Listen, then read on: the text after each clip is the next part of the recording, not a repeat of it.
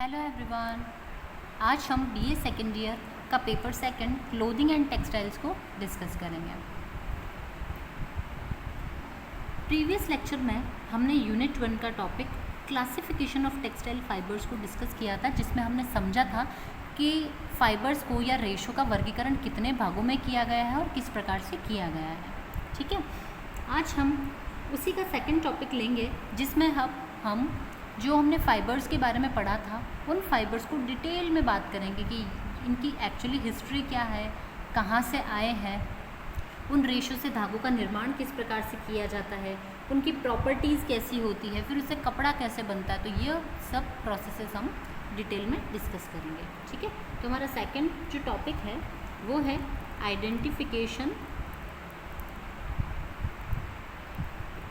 Origin,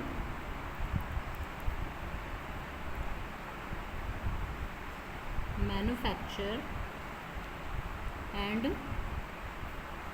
general properties of cotton, linen, wool and silk। ठीक है, हम कॉटन, लिनन, वुल और सिल्क इन चारों के बारे में बात करेंगे। ठीक है, ये चारों नेचुरल फाइबर्स हैं, है ना, जो हमें प्लांट से मिलते हैं ये दोनों, और ये हमें एनिमल से प्राप्त होते हैं। ठीक है, तो पहले हम 1 बाय 1 डिस्कस करेंगे, जिसमें आज के लेक्चर में हम कॉटन को डिस्कस करेंगे ना, कॉटन के बारे में बात करेंगे कि एक्चुअली जो कॉटन होता है या कपास होता है ये हमें किस प्रकार से प्राप्त होता है, कैसे मिलता है। तो देखिए, जो हमारा कॉटन है इसका जो ओरिजिन प्लेस है, ठीक है, वो क्या है, हमारा इंडिया है ना।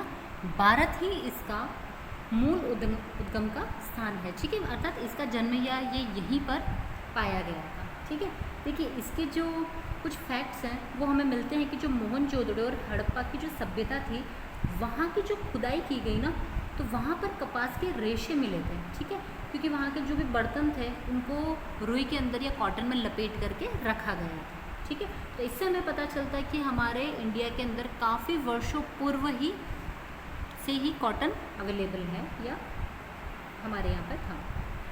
ठीक है, क्योंकि जो कॉटन है यह काफ़ी दिखने में सुंदर भी होता है, सर्विसिबिलिटी इसकी बहुत अच्छी होती है, स्ट्रेंथ बहुत अच्छी होती है। इस वजह से जो कॉटन है इसका निर्यात हमारे भारत के अलावा कोई दूसरे देशों में भी इसका निर्यात किया जाता था। ठीक है, और धीरे धीरे इसकी डिमांड भी काफ़ी ज़्यादा बढ़ गई थी, इससे लोगों को रोज़गार भी मिलने लगा। इसके अलावा जो अगर हम अभी की बात करें तो जो कपास का उत्पादन है यह अमेरिका जो है यहाँ 17वीं शताब्दी में वहाँ पर कपास का उत्पादन शुरू किया गया था। ठीक है, लेकिन अगर आज हम प्रेजेंट टाइम की बात करें तो अमेरिका तो फर्स्ट रैंक पर आता है जो कपास का उत्पादन करता है, और दूसरे नंबर पर हमारा इंडिया आता है सेकंड रैंक पर जो कपास का सर्वाधिक उत्पादन करता है। ठीक है, तो जो हमारा इंडिया है वहाँ पर जैसे गुजरात, इंडिया के गुजरात, महाराष्ट्र, ठीक है, मध्य प्रदेश, ऐसे बहुत सारे राज्य हैं जिनके अंतर्गत कपास का जो है उत्पादन काफ़ी मात्रा में किया जाता है। ठीक है, हमारे इंडिया के जो खास प्लेसेस यही हैं। तो इस प्रकार से जो कॉटन है इसका ओरिजिन हमारा बेसिकली इंडिया में ही हुआ है, और इंडिया के बाद से यह जो कपास है यह पूरे विश्व भर में फैला है। ठीक है, जो कपास का रेशा होता है या कपास की जो खेती होती है, ठीक है, इससे जो हमें कपास प्राप्त होता है वह एक तो सस्ता होता है, ठीक है, मजबूत,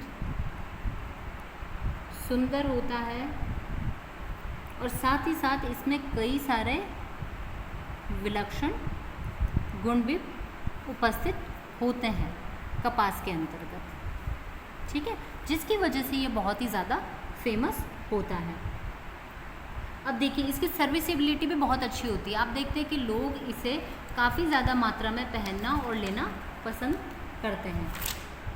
तो जो हमारा कपास होता है ना, ठीक है। इसके लिए देखिए कुछ 2-3 चीज़ों की बहुत ज़्यादा ज़रूरत होती है। जैसे हम पहला बात करें, हम साथ ही साथ इसके कल्टीवेशन की भी बात कर रहे हैं, ठीक है। तो देखिए जो जलवायु होती है, पहले हम उसकी बात करेंगे, क्लाइमेट की बात, ठीक है। तो यह इसकी जो खेती होती है वह उष्णकटिबंधीय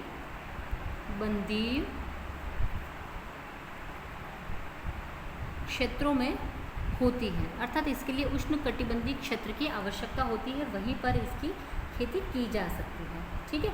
और इसके लिए नमी प्लस गर्मी दोनों की आवश्यकता होती है इसके उत्पादन के लिए, ठीक है।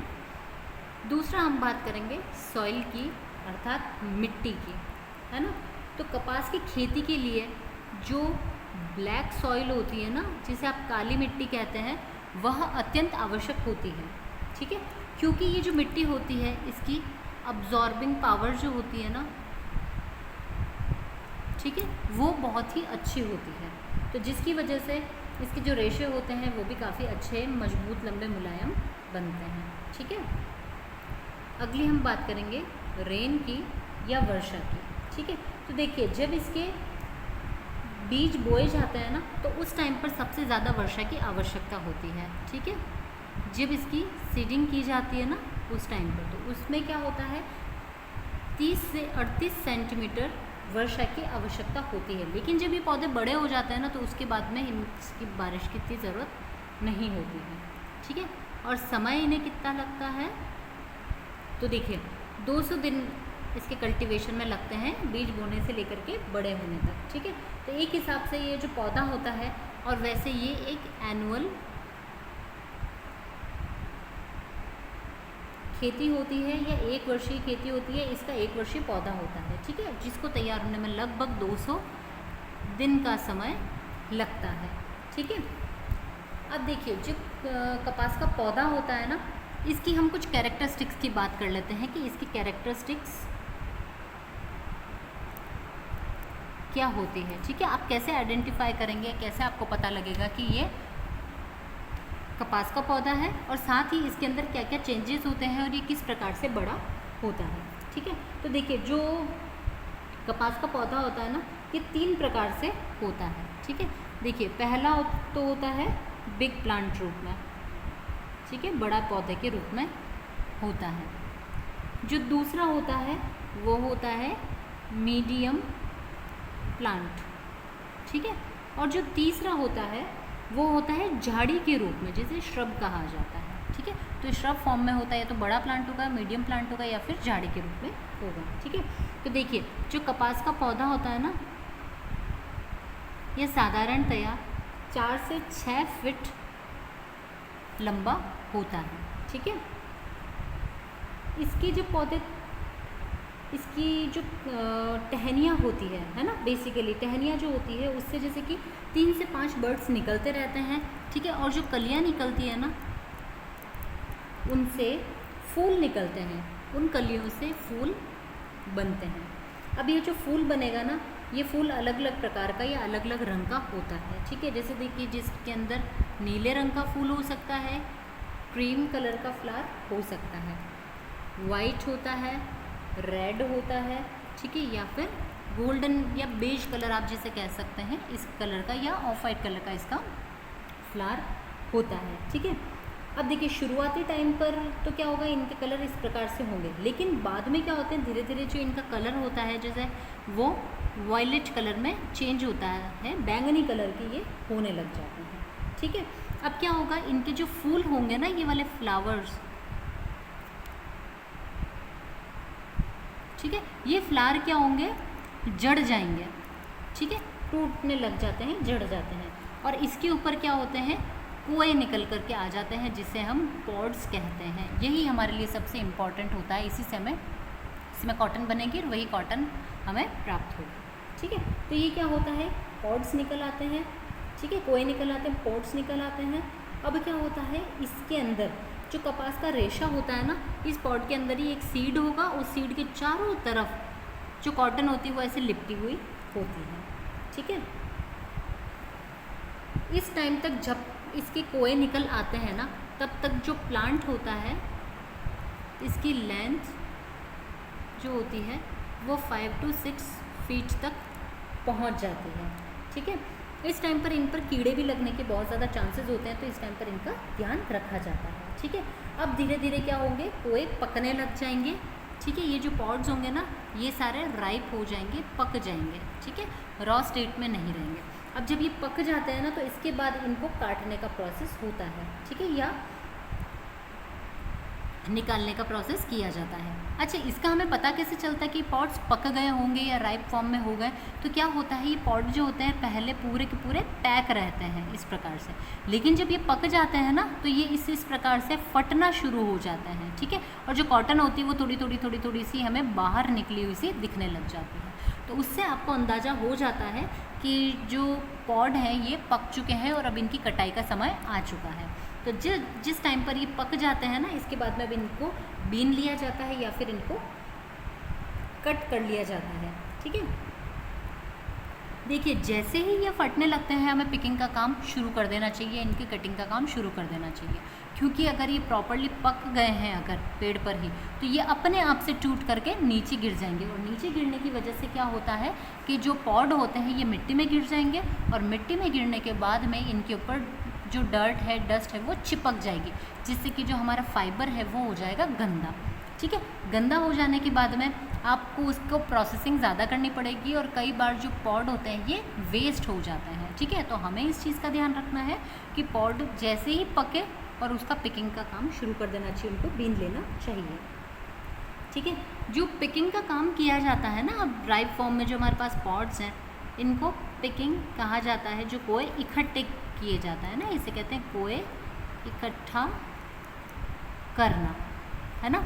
तो देखिए पिकिंग का काम जो होता है वो हाथ से भी किया जाता है और मशीन से भी किया जाता है। ठीक है, तो देखिए हाथ से पिकिंग का जो होता है उसे हम कहते हैं हैंड पिकिंग, है ना, और जो मशीन से होता है उसको कहा जाता है मशीन पिकिंग। तो जो हैंड पिकिंग होती है इसमें टाइम ज़्यादा लगता है, लेकिन जो मशीन पिकिंग होती है इसमें टाइम कम लगता है और जल्दी ये प्रोसेस हो जाता है।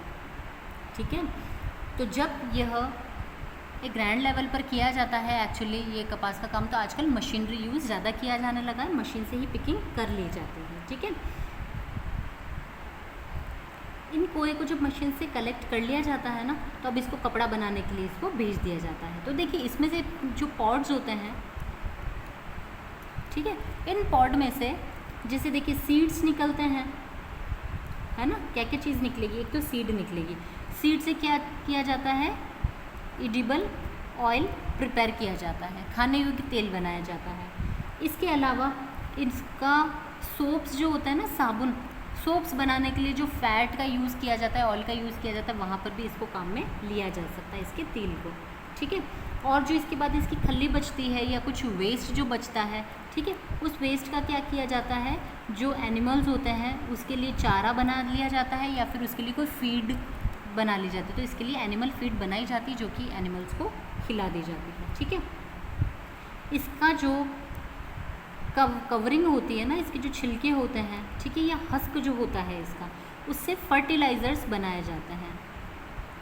फर्टिलाइज़र्स अर्थात खाद जिसे हम कहते हैं। ठीक है, खाद बनाई जाती है, इससे कागज़ भी बनाए जाते हैं, कुछ पटाखे या क्रैकर्स भी बनाए जाते हैं, है ना। तो इन सब चीज़ों को, जो इससे जितना वेस्ट निकलता है, इससे जितना सामान निकलता है, कॉटन निकलेगी वो तो हमारे कपड़े बनाने के लिए काम में ली जाती है। ठीक है, जो फाइबर्स निकल रहे हैं ना उसको किसके लिए करेंगे, फैब्रिक बनाने के लिए हम यूज़ कर लेंगे। ठीक है, बाकी जो सीड निकलेंगे उसका एडिबल ऑयल या एडिबल ऑयल बनाया जाता है जो कि सोप्स के निर्माण में काम आ जाता है। ठीक है, वेस्ट जो होता है वो एनिमल फीडिंग के लिए काम में ले लिया जाता है।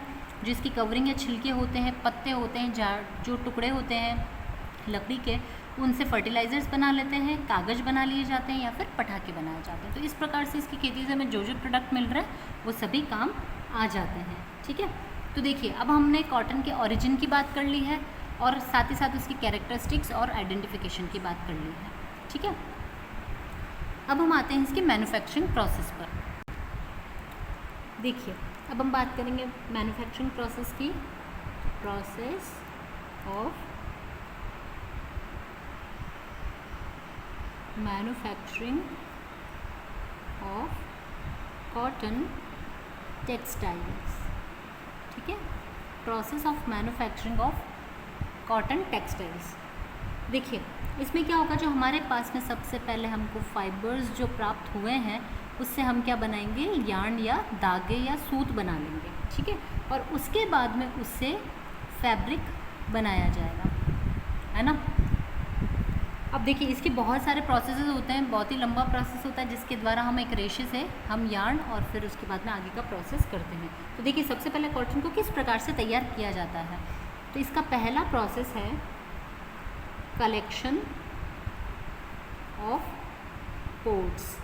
पोर्ट हमें पता है क्या चीज़ होती है, ठीक है। अब हम सबसे पहले कलेक्शन की बात करेंगे। अभी हमने बात करी कि जब पोर्ट्स जो होते हैं जब ये पक जाते हैं, है ना, राइप फॉर्म में हो जाते हैं, तो अब हमें इसे कट कर लेना होता है, निकाल लेना होता है, ठीक है। तो हमने दो तरीके से बात करी कि कलेक्शन जो किया जाता है या तो हैंड पिकिंग की जाती है, इसे पिकिंग भी कहते हैं, हैंड पिकिंग, या फिर मशीन पिकिंग की जाती है, ठीक है। तो हैंड पिकिंग में हाथ से पोर्ट्स को कलेक्ट किया जाता है, जो कि एक मैनुअल प्रोसेस है ना, मैनुअल प्रोसेस हो गया, एक किसी व्यक्ति के द्वारा किया जाएगा।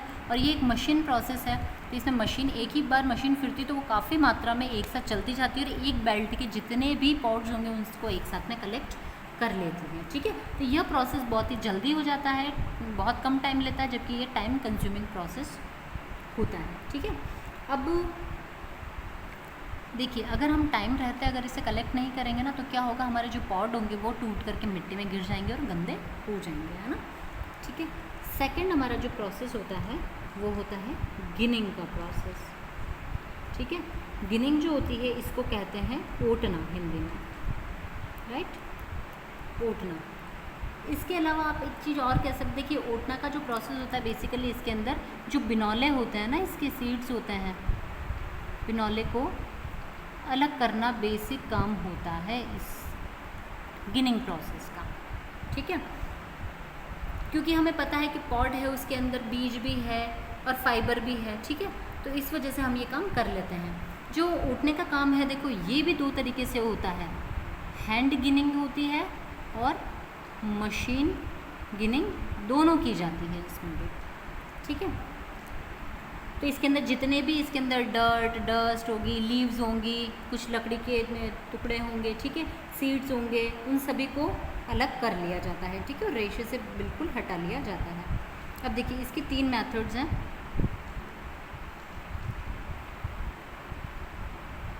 ठीक है।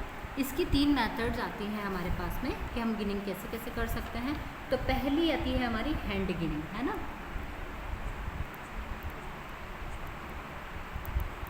तो देखिए हैंड गिनिंग के प्रोसेस मैनुअल प्रोसेस होता है। इसके अंदर क्या किया जाता है, 2 रोलर्स लिए जाते हैं, ठीक है, या 2 बेलन लिए जाते हैं। इन दोनों बेलन के बीच में क्या होता है, जो हमारी कपास होती है ना, कॉटन, इसको रख दिया जाता है, ठीक है। कॉटन को रखा और फिर उसके बाद में क्या होता है, जो भारी बेलन होता है ये आयरन का बना हुआ होता है, लोहे का, ठीक है, और दूसरा जो होता है वो खुरदरी लकड़ी का होता है, ठीक है, रफ टेक्सचर्ड वुड का बना हुआ होगा फर्स्ट रोलर, और सेकंड रोलर जो होता है वो हमारा आयरन का बना हुआ होता है, ठीक है। इनके बीच में उसको कॉटन को रख करके जोर जोर से रगड़ा या दबाया जाता है, तो जिसकी वजह से क्या होता है, जो कपास के रेशे होते हैं वो अलग हो जाते हैं और जो इसके सीड्स होते हैं वो अलग हो जाते हैं, ठीक है। तो इस प्रकार से हमें जो कॉटन होती है वो आराम से प्राप्त हो जाती है। यह प्रोसेस बार बार दोहराया जाता है, एक बार से नहीं होता है इसमें, ठीक है, इसे बार बार करना पड़ता है जिससे कि हमें दोनों चीज़ें प्राप्त हो जाती है। दूसरी होती है देखिए रॉड एंड प्लांक मेथड, ठीक है, जिसके अंदर क्या किया जाता है, एक छड़ और ओटनी ली जाती है, ठीक है, या डंडी या बेलन लिया जाता है, ठीक है, उसके बाद में किया जाता है। इसमें क्या होता है, देखो जो रॉड होगी वो तो हमारी आयरन की होगी, ठीक है, या फिर पीतल की भी ली जा सकती है, क्योंकि और ये इसलिए मेटल्स की ली जाती है ताकि ये भारी हो, है ना। और उसके अलावा क्या होता है, जो ओटनी होती है, अगर आप ओटनी लेते हो तो वो लकड़ी की हो सकती है, इसके बाद इसको क्या किया जाता है, कपास को प्लांक के ऊपर रखा और फिर छड़ी को दोनों हाथ से अच्छे से दबा करके उसके ऊपर जोर जोर से किया जाता है। ठीक है, तो ये प्लांक है, इसके ऊपर हमने ये कॉटन रख दी और यहाँ पे जो हमारे पास रोलर था उस रोलर से हम बार बार इसको रोल करते हैं, दबाते हैं, तो जिसकी वजह से जो इसके सीड्स होते हैं वो कहीं पर अलग अलग हो जाएंगे और जो कॉटन होती है वो अलग हमें प्राप्त हो जाती है। ठीक है, और इस प्रक्रिया को तब तक दोहराते रहते तब तक कि सारे बीज इसमें से निकल ना जाए। ठीक है, और एक होती है मशीन गिनिंग।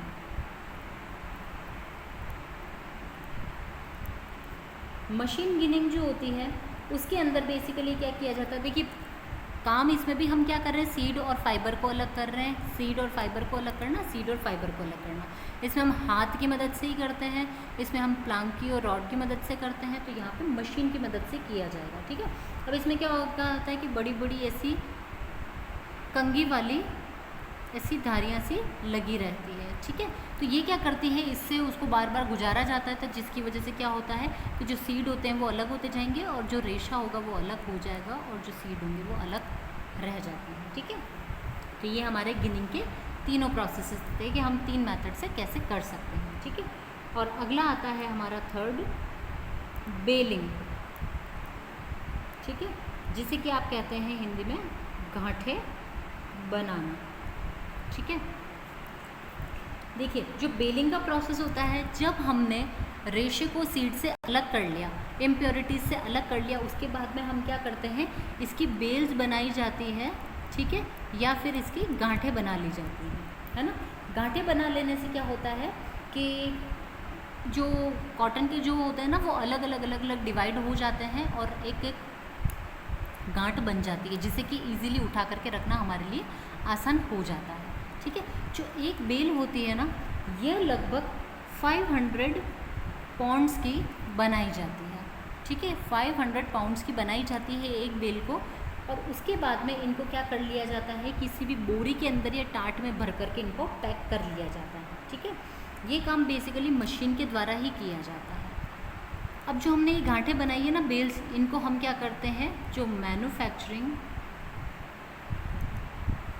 यूनिट्स होंगी, ठीक है, या फिर जो धागा बनाने वाली जो भी जगह होती है वहाँ पर इनको पैक करके भेज दिया जाता है। अब आगे का जो प्रोसेस होता है वो वहाँ पर किया जाता है। ठीक है, तो देखिए आज के लेक्चर में हमने कॉटन के ओरिजिन के बारे में, इसके आइडेंटिफिकेशन और कैरेक्टरिस्टिक्स के बारे में बात करी, और साथ ही हमने इसका प्रोसेस भी आज शुरू कर दिया जो मैन्युफैक्चरिंग में फॉलो किया जाता है। ठीक है, हमने इसमें 3 फंक्शंस को पढ़ा है, 3 प्रोसेसेस को, जिसमें कलेक्शन करते हैं हम पॉट्स का, दूसरा हम गिनिंग करते हैं और तीसरा हम बेलिंग करते हैं। ठीक है, इसका जो आगे का नेक्स्ट प्रोसेस है उसे हम अगले कमिंग लेक्चर में कंटिन्यू करेंगे। इसी के साथ आज का हमारा लेक्चर ख़त्म होता है। Thank you.